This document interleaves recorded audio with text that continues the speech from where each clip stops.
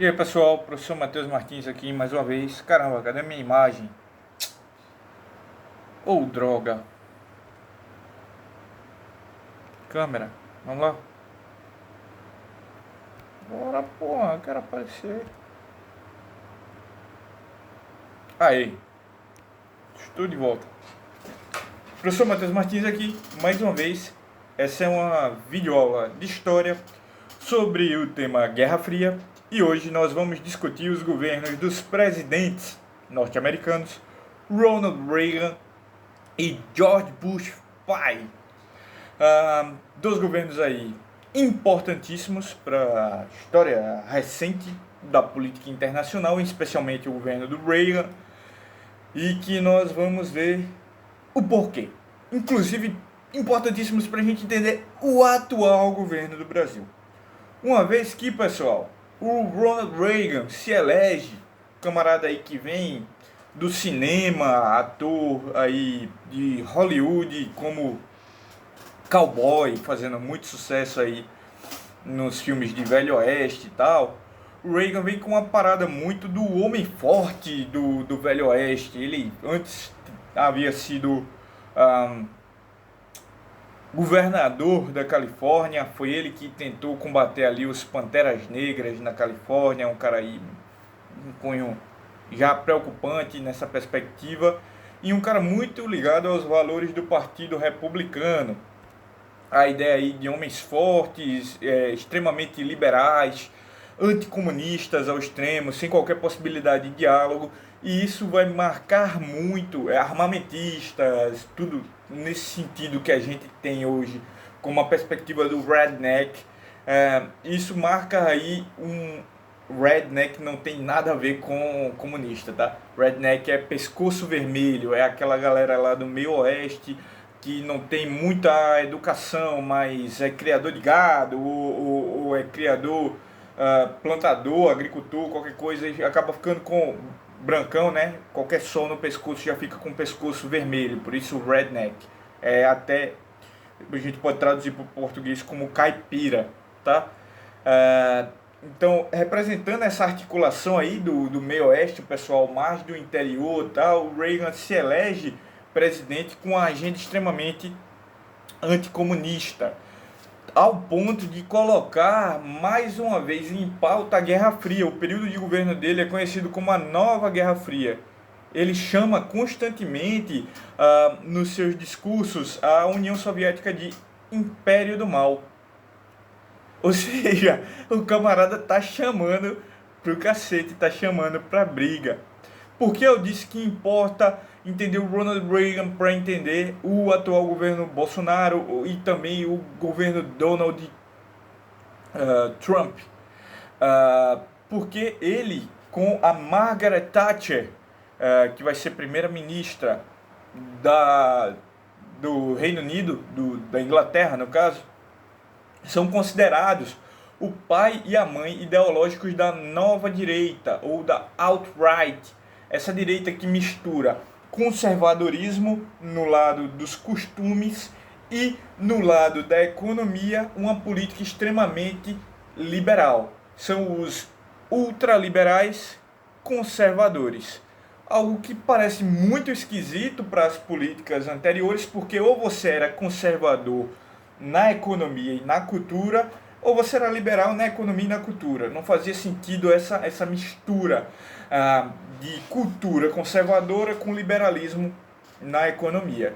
E o Reagan e a Thatcher vão inaugurar isso. São camaradas extremamente repressores para movimentos sociais, tanto de cunho de libertação feminina, falando de movimentos feministas, movimento negro, movimento LGBTQI. E, por outro lado, a economia deles é ultraliberal, alinhada aí aos interesses do mercado e dos produtores dos grandes industriais, certo? Ele é conhecido, o Reagan, pelas Reaganomics. São medidas econômicas de cunho neoliberal que a gente pode entender como medidas de desregulamentação do mercado. Ou seja, ele criou várias leis que acabavam com leis anteriores para regular o mercado, deixando assim o mercado mais livre, diminuindo o papel do Estado em relação à intervenção na economia. Então, se a gente vê, logo se a gente vê hoje o governo Trump seguindo o mesmo caminho, o governo Bolsonaro tentando, eu falei quase Bolsonaro com sotaque inglês, né? Bolsonaro, o governo Bolsonaro tentando aí com o Paulo Guedes intervir na economia e deixar o Estado menos presente. Isso é tudo uma herança macabra dos governos Ronald Reagan, que foram eficientes para a política norte-americana em certo sentido, porque passaram a imagem de que os Estados Unidos venceu a Guerra Fria, derrotou a União Soviética, e isso vai fazer, de certa forma, com que essa nova direita se perpetue no cenário ideológico internacional, e hoje a gente está vivendo, por infelicidade, um reavivamento dessas políticas na direção tanto do Estado brasileiro como do Estado norte-americano, e a gente pode falar aí do Estado italiano, hoje não mais, mas até pouco tempo, com o Matteo Salvini, o Orbán na Hungria, o Erdogan na Turquia, são todos aí, de certa forma, herdeiros dessa tradição inaugurada pelo Reagan e pela Thatcher, certo? Outra questão que é marca do governo Reagan é a guerra contra as drogas, aí mostrando seu caráter ultraconservador e repressor. O Ronald Reagan, contemporâneo do menino Pablo Escobar, decide que a ideia de combate às drogas será através de uma política de polícia ostensiva, de combate e enfrentamento ao tráfico com armas na mão. Não adotando uma política de inteligência, mas sim envolvendo a polícia numa guerra direta ao narcotráfico, o que só faz com que esse narcotráfico se especialize mais, fique cada vez mais refinado em suas táticas e precise se armar cada vez mais para dar combate à polícia. Então, no lugar de realmente combater o tráfico de drogas, essa política do Reagan efetivamente acaba colocando um caos social, uma guerra dentro da sociedade, tá? Drogas que podiam ser regulamentadas, como a maconha, por exemplo, são duramente combatidas e perseguidas em sua venda, altamente reprimidas, o que leva a um recrudescimento do narcotráfico, e aí a gente vai ter problemas de um narcotráfico extremamente especializado, extremamente violento, por conta dessa alta repressão do governo Reagan. E isso é uma coisa que a gente vê também no Brasil. A adoção de políticas públicas de combate às drogas com policiamento acabam gerando o quê? Polícias envolvidas com tráfico de drogas, por exemplo. Ou traficantes de drogas que originalmente vendiam drogas de uma forma muito simplista, até ligados com a questão dos bicheiros. No Brasil, da década de 70, era algo muito familiar, por assim dizer. Até envolvia a galera que se armava, mas não era, por exemplo, um camarada com revólver não é a mesma coisa que um cara com um AK-47 ou com um lançador de morteiro numa favela hoje em dia. Então, isso é tudo por conta do que a gente pode falar de uma guerra contra as drogas, que, como guerra, vai fazer com que o outro lado se arme também. Na mesma medida em que o policiamento se arma para combater as drogas, o narcotráfico também se especializa. Tudo que a gente vive hoje de violência urbana relacionada a esse problema social das drogas se relaciona às medidas que foram tomadas para o combate ao tráfico de drogas. Ô professor, mas você está dizendo então que deve fazer o quê? Deixa o tráfico de drogas rolar solto? Não. Se combate o tráfico de drogas com políticas de inteligência policial. Não adianta, para combater o tráfico de drogas, você matar e lutar, trocar bala contra quem é o pé rapado do tráfico de drogas, o cara que está lá na base, o cara que está na boca, vendendo a droga diretamente, arriscando a vida. Você só combate o tráfico de drogas quando você acaba com a inteligência, com a cabeça. O tráfico de drogas é como uma hidra. Você tem que cortar as 7 cabeças e evitar que surjam cabeças novas, tocando fogo, incinerando ali no pescoço que foi decapitado. Isso significa acabar com as lideranças do tráfico de drogas e impedir que elas passem a inteligência adiante para criar novas lideranças. Como é que se faz isso, professor? Prendendo e isolando esses grandes traficantes em prisões federais sem comunicação nenhuma com o mundo exterior.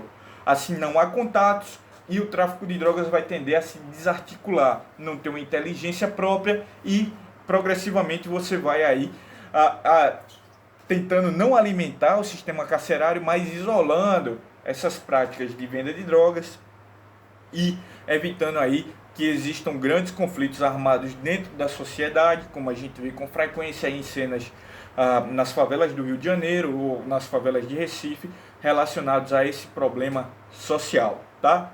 Então não é deixar o tráfico de drogas tomar conta, mas sim ter a inteligência no combate ao tráfico de drogas, porque não se resolve esse problema escolhendo um porrete maior. Pelo contrário, um porrete maior vai chamar um problema social ainda maior. A gente tem que resolver através da inteligência, beleza? Outra coisa, quanto ao movimento LGBT que está se organizando, no governo Reagan a gente vai ver o primeiro surto de AIDS nos Estados Unidos, que naquela época era conhecido como câncer gay, porque tinha uma disseminação muito grande entre o público homossexual, principalmente do gênero masculino, tá? A gente vê aí que relações desprotegidas em relação ao sexo gay masculino tendem aí a ter uma transmissão de taxas mais altas do vírus de HIV do que, por exemplo, entre o público lésbico, comparadas aí à transmissão do público heterossexual, tá? Como é uma época aí de revivescência dessa sexualidade homossexual, a gente vai ver que vai ter uma grande contaminação da AIDS. A AIDS está chegando nos Estados Unidos aí nesse contexto da década de 80 e o público gay vai ser o principal alvo. E o governo Reagan, por ser um governo conservador, ele simplesmente ignora o apoio na saúde pública ao público gay. A ideia dele é que a AIDS é um castigo aí para esses homossexuais, então deixa os caras morrer. Nem aí. Problema deles. E para ter dimensão de como era difícil ter um tratamento adequado, até porque a doença era pouco conhecida e não se tinham retrovirais inteligentes para dar combate direto, tem um filme muito bom sobre esse contexto, que é o Clube de Compras Dallas. A gente vai ver que a AIDS, na verdade, isso é uma impressão que ela está chegando muito mais no público gay, porque na verdade ela também chega no público heterossexual, principalmente aí os maridos que traem mulheres fora do casamento e aí levam AIDS para dentro do casamento. É uma situação bem complicada, mas a diferença é que quem é heterossexual não vai fazer exame. Então, não faz exame, não está doente, como é que a gente vai saber? A notícia pública, de um modo geral, a mídia, não contribui para a conscientização, porque fica vinculando a ideia do câncer gay, que é uma doença que está só entre o público homossexual. Então, quem é heterossexual já tem aquele preconceito, não vou fazer, porque isso é uma doença de gay. Então, o cara morre sem saber que tem AIDS, tá? Tá tudo bem relacionado nesse sentido e acaba gerando um surto, uma pandemia de AIDS nos Estados Unidos por conta do pouco cuidado, da pouca informação, da pouca prevenção relacionada à saúde pública, e o governo do Ronald Reagan vai contribuir muito para isso, sendo esse governo conservador que não quer lidar com os problemas sociais que ele considera aí desvirtuantes da tradição social norte-americana, dessas famílias puritanas, de pai, filho, mulher, marido, mulher, sabe? Desse padrãozinho social.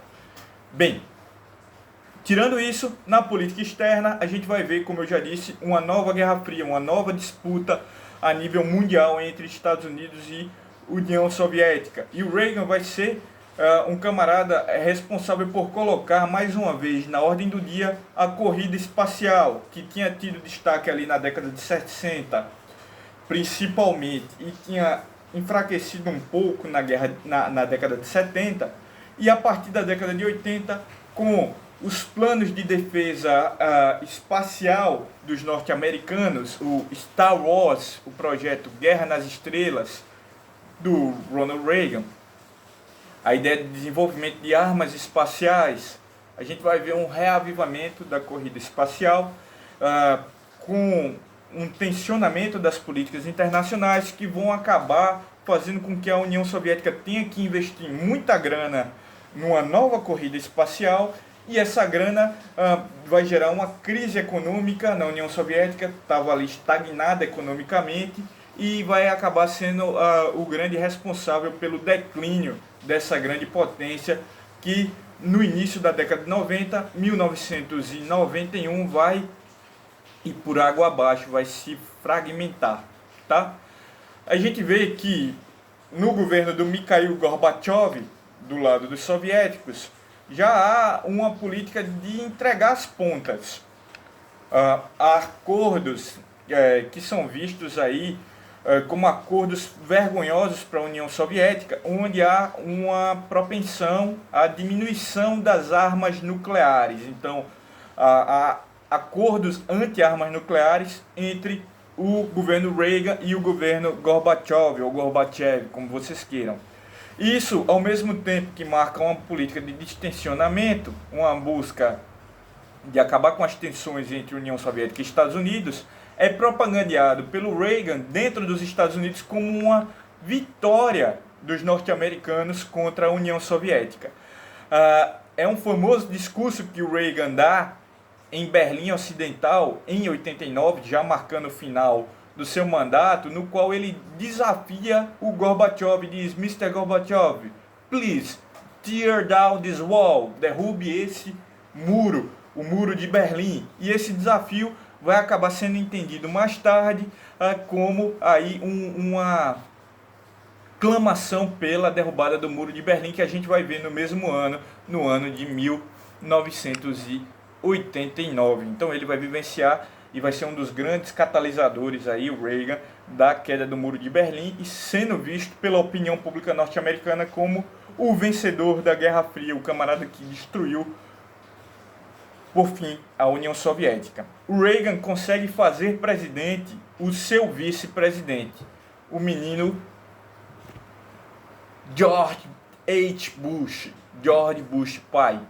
É eleito aí pela fama, tá, do seu anterior presidente. Ele foi vice do Reagan. É um rapaz que assume aí como jovem, tá? Foi diretor da política internacional durante o governo do Reagan, então é muito famoso. Ele vai assumir no finalzinho de 89, então ele que vê como presidente a queda do Muro de Berlim.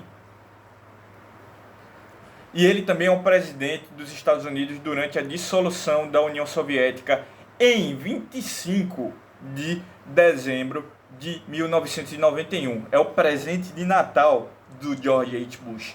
Mas ele é um camarada que vai se dar mal na política internacional, porque ele desafia o Iraque, faz com que os Estados Unidos entrem na Guerra do Golfo. É uma guerra altamente televisionada, tá? É a primeira guerra que é transmitida ao vivo pela televisão, por conta aí dos desenvolvimentos tecnológicos, conseguem se transmitir em tempo real. A invasão ao Iraque meio que dá com os burros na água, não é bem sucedida.